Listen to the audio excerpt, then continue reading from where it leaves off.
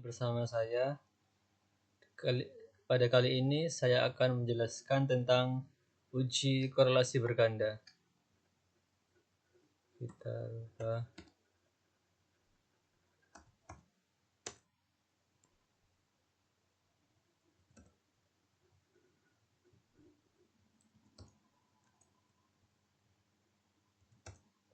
Oke.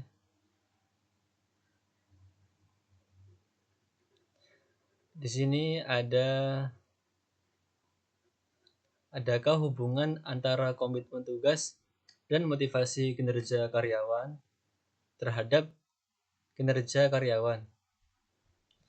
Data variabel X1 ini menunjukkan komitmen pada tugas, data pada X2 ini motivasi kerja, dan data Y ini adalah kinerja.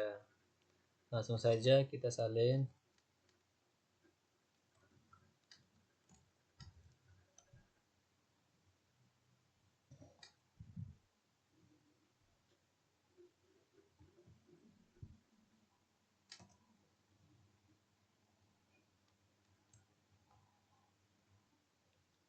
Oke.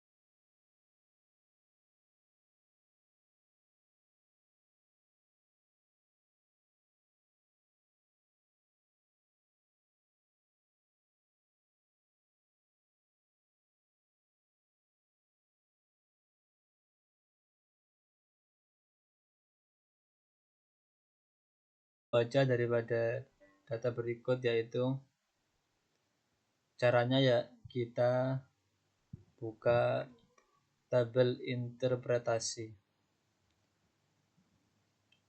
Jadi kita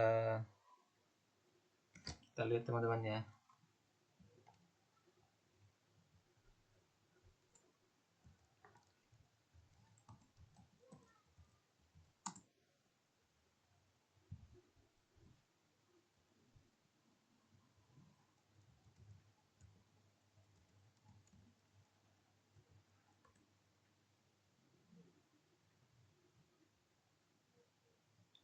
Kebersihan.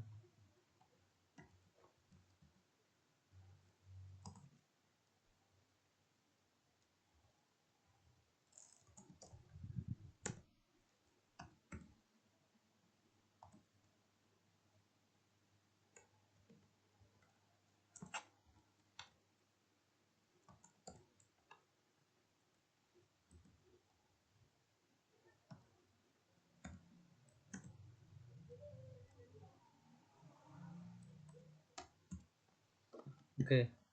kita coba lihat hubungan X1 terhadap Y.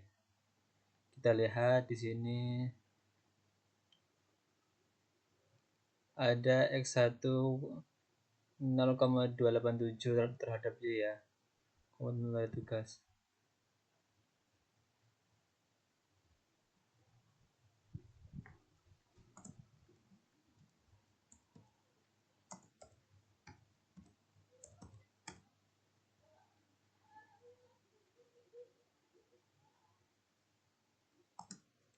Kemudian kita lihat hubungan X2 terhadap Y yaitu ada 0,36.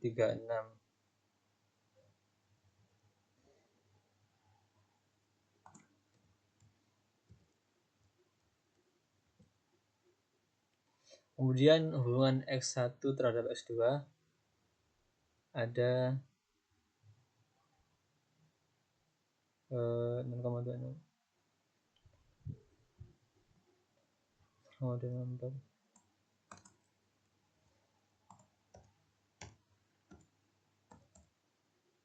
Nah, sudah selesai. Kemudian setelah itu kita cari R simultannya.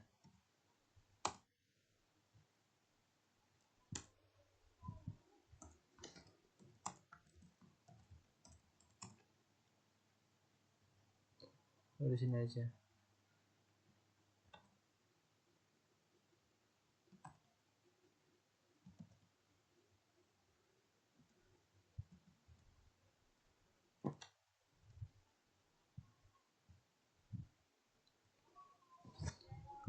Sini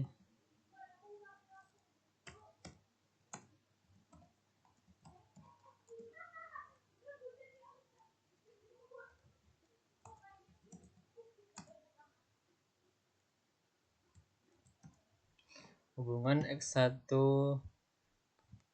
simultan X2 gabungan terhadap Y yaitu kita lihat di sini tidak ada, maka kita cari di sini teman-teman, di ini ya, tabel model semar yang R ada 0,411.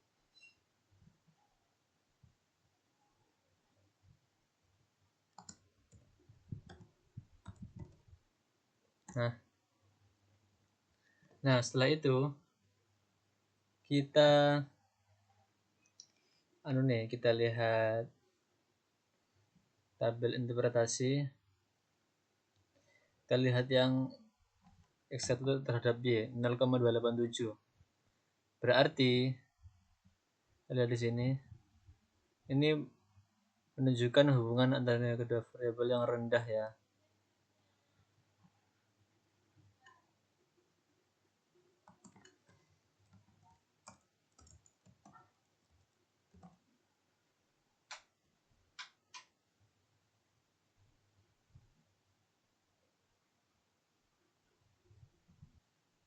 Nah, kemudian kita lihat X2 terhadap Y 0,360 berarti juga rendah.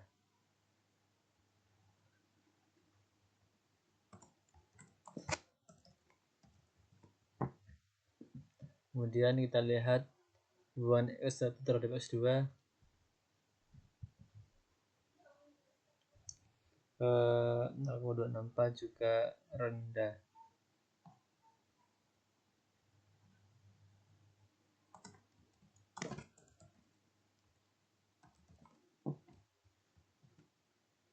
Nah, yang R simultan X1 X2 terhadap Y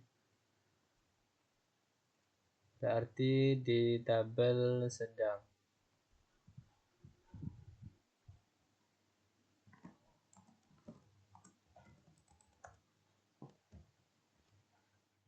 Kita tadi sudah sampai R parsial dan R simultan. Di sini ada hipotesis korelasi parsial. Jadi H0 yaitu sama dengan variabel X1 atau X2 tidak ada hubungan antara secara signifikan terhadap variabel Y. Sedangkan H1 yaitu variabel X1 atau X2 ada hubungan secara signifikan terhadap variabel Y. Kemudian hipotesis korelasi simultan yaitu hipotesisnya yang simultan ya, gabungan ya. H0 itu variabel X1 dan X2 secara bersama-sama tidak ada hubungan secara signifikan terhadap variabel Y, dan H1 variabel X1 dan X2 yaitu gabungan simultan ada hubungan secara signifikan terhadap variabel Y. Kemudian teman-teman kita ke sini. Nah, ini ada dasar pengambilan keputusan atau menentukan p-value ya. Jika p-value atau nilai signifikasi lebih besar terhadap 0,05, maka H0 diterima dan H1 ditolak. Artinya tidak ada hubungan yang signifikan. Kemudian jika p-value atau nilai signifikasi lebih kecil daripada 0,05, maka H0 ditolak dan H1 diterima. Artinya ada hubungan yang signifikan. Langsung saja kita cari. Nah, ini tadi saya sudah mencarinya. Jadi pengambilan keputusannya yaitu hubungan X1 terhadap X2 di sini semua ya. Di tabel yang sig one tiled ini. Tadi kalau X1 terhadap Y 0,62, yang X2 terhadap Y 0,025, kemudian X1 terhadap X2 0,079. Sudah dicari ya. Nah, ini jadi p-value-nya ya, X1 terhadap Y 0,062. Nah, 0,62 ini kita lihat berarti lebih kecil terhadap 0,05. Ini 0,062 berarti lebih kecil terhadap 0,05. Berarti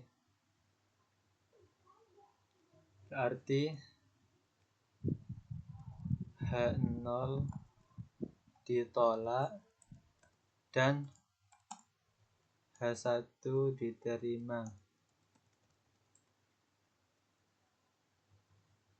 atau ada hubungan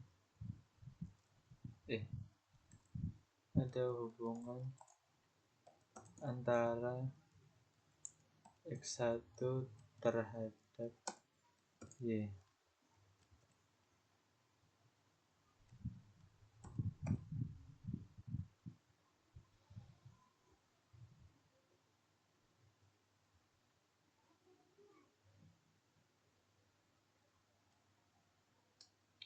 Kemudian yang nomor 2, X2 terhadap Y ada 0,025. Nah, 0,025 ini itu lebih besar daripada 0,05, yang artinya H0 diterima dan H1 ditolak. Jadi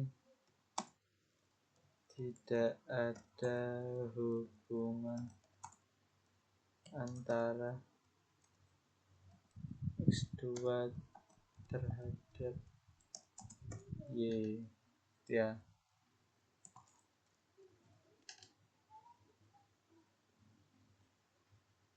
Kemudian kita lihat lagi yang nomor 3, 0,079 itu lebih kecil daripada 0,05. 0,679 ini lebih besar terhadap 0,65. Artinya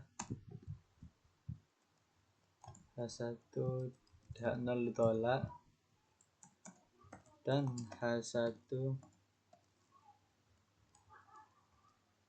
diterima, atau ada hubungan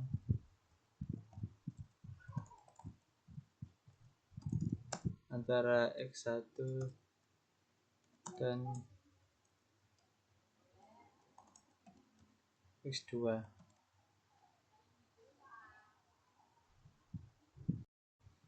Nah, setelah itu kita cari p-value dari simultan X1 X2 terhadap Y. X1 F X2 terhadap Y. Kita cari di tabel ini statistika SPSS. Nah, mencarinya kita di tabel model Sumari ini ya. Di mana? Di SIGF Cheng 0,082 ini, guys. Ada berarti 0,082. Nah, ini sudah ada.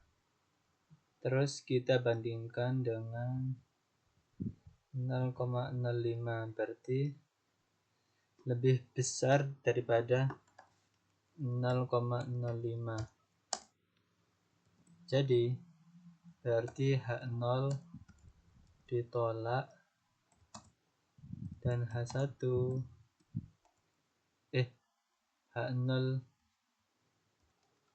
H1 diterima.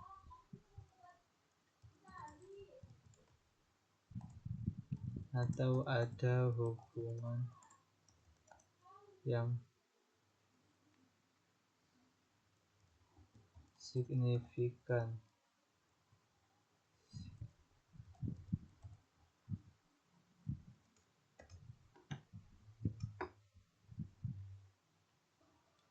Selanjutnya kita cari tadi kelewatan ya, sumbangan variabel X1 dan X2 terhadap Y. Kita cari di tabel model Sumari yang ini, teman-teman. Ada angka 108. Jadi 0,108 dikali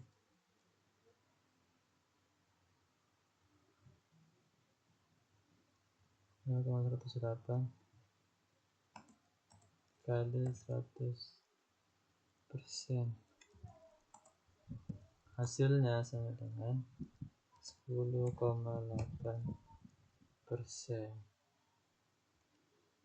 Kemudian kita kurangi 100% dikurangi 10,8%. Jadi hasilnya adalah 89,2%, yaitu